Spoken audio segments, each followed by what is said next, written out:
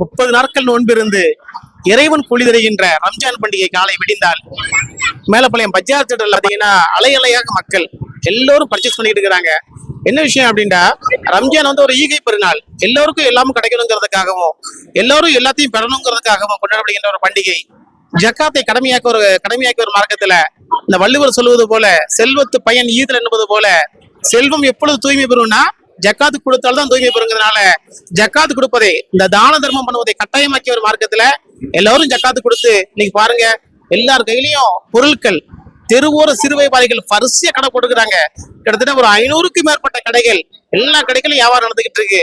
ஒரு சிறிய சந்தோஷம், நமக்கு கிடைத்தது எல்லாருக்கும் கிடைக்கணும். நாளை தொழுகைக்கு செல்கின்ற போது எல்லோரும் புத்தாடை அணிந்து எல்லோரும் மகிழ்வோடு இருக்கணுங்கிறதுக்காக அதை ஒரு எடுத்துக்காட்டான ஒரு ஊராக மேலப்பாளையம் இருந்துகிட்டு இருக்கு. அதை கண்கூட பார்த்துக்கிட்டு இருக்கோம்.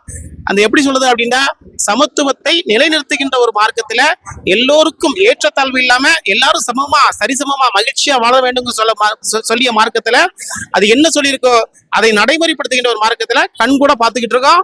பாருங்க அவ்வளவு கூட்டம் ஏர்வாடியில இருந்து மேலப்பாளையத்துக்கு இந்த பெருநாள் இந்த இரவு பார்க்கறதுக்காகவே, இந்த ரம்ஜான் பெருவிழாவை ஒரு மிகப்பெரிய திருவிழா மாதிரி கொண்டாடுத பார்க்கறதுக்காகவே நண்பர்கள்லாம் வந்திருக்கிறாங்க, சேட்டப்பா வந்திருக்கிறாங்க, சம்கக்கா வந்திருக்கிறாங்க, எல்லாரும் வந்திருக்கிறாங்க. எல்லாரும் சார்பாகவும் உலக மக்கள் அனைவருக்கும் ஈகை பெருநாள் நல்வாழ்த்துக்கள்.